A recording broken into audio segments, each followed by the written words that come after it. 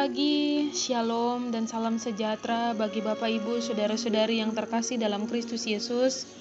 Hari ini mari kita kembali bersyukur buat hari yang baru dan anugerah Tuhan yang masih kita rasakan dan yang masih membangunkan kita dari tidur kita.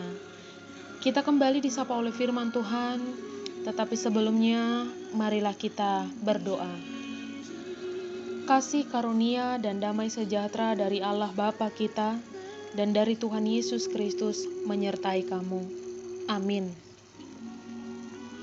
Firman Tuhan yang menjadi renungan bagi kita hari ini tertulis di dalam kitab 2 Raja-Raja 19 ayat yang ke-6. Beginilah firman Tuhan. Berkatalah Yesaya kepada mereka, beginilah kamu katakan kepada tuanmu, beginilah firman Tuhan.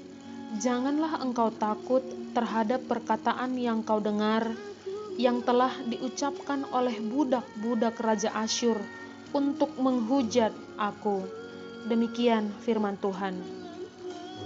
Saudara-saudari, situasi krisis yang sering dihadapi oleh orang percaya dengan dua cara. Yang pertama, datang kepada Tuhan, dan yang kedua, meninggalkan Tuhan. Terkadang Tuhan mengizinkan kita untuk masuk pada situasi di mana kita ada sesuatu dan tidak ada seorang pun yang dapat untuk kita andalkan, termasuk diri kita sendiri dan apa yang kita punya. Dan seandainya hal itu terjadi, harusnya kita harus menyadari bahwa yang kita butuhkan itu hanya satu, yaitu Tuhan Allah. Dalam nats ini, Sanherib mengirim utusan untuk melemahkan Hizkia dan bangsanya agar Hizkia menyerah. Melihat situasi yang sulit ini, Hizkia datang ke rumah Tuhan dengan penuh perkabungan dan berdoa, memohon pertolongan Tuhan. Dan Hizkia mendengar saran dan arahan dari Nabi Yesaya juga. Sementara Sanherib menunjukkan kesombongannya, namun tidak menyadari kehancuran mereka sudah di depan mata. Lalu apa yang dilakukan oleh Hizkia? Ia menyerahkan semua masalahnya di hadapan Tuhan tanpa mencari keuntungan dirinya sendiri. Dan doa-doa Hizkia serta permohonannya didengarkan dan juga dikabulkan oleh Tuhan. Sehingga Tuhan Allah membebaskan dan menyelamatkan Yerusalem dari tangan Raja Asyur. Dan semua kerajaan mengaku bahwa Tuhan adalah Allah penolong.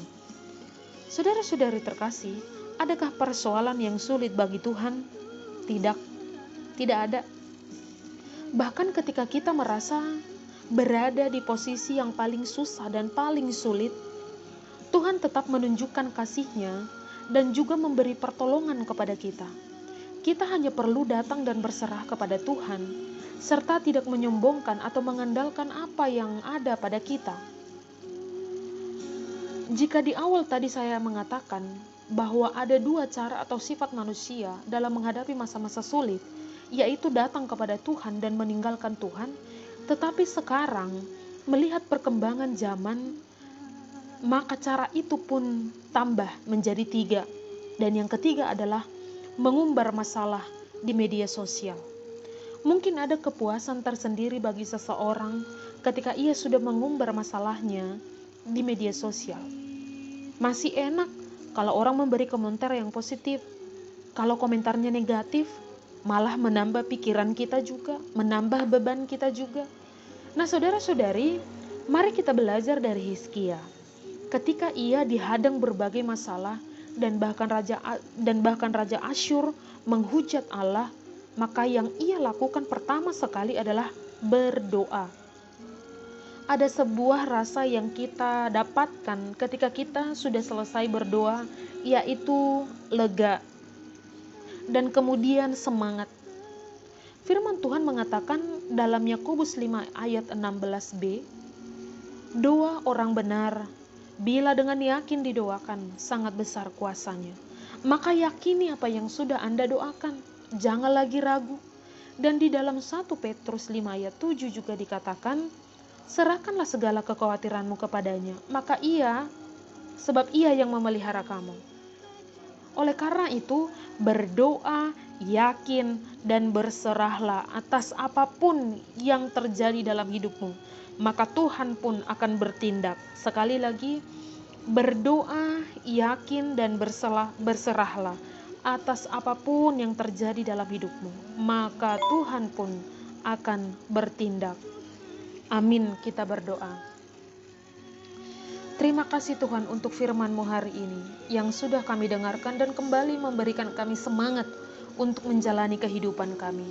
Tuhan, ajari kami untuk melakukannya, dan kiranya firman-Mu ini menjadi terang, menjadi pelita dan tongkat di dalam hidup kami.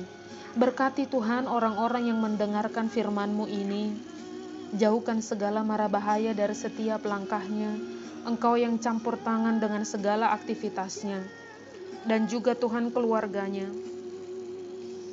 yang jauh maupun yang dekat. Tuhanlah yang memberkati, Tuhan yang selalu melindungi. Dan hari ini Tuhan, kami menyerahkan seluruh hidup kami hanya ke dalam tangan pengasihan-Mu. Tuhan, kami mohon, sembuhkan orang-orang yang mendengarkan firman-Mu ini ketika mereka dalam keadaan sakit. Pulihkan ketika mereka sedang dalam pemulihan. Kuatkan ketika mereka sedang memiliki pergumulan yang berat. Ini doa kami Tuhan, kiranya Engkau mendengarkan. Ampuni kami dari dosa kami, agar kami layak di hadapan-Mu. Anugerah dari Tuhan kita Yesus Kristus, kasih setia Allah Bapa, dan persekutuan Roh Kudus, kiranya menyertai kamu. Amin.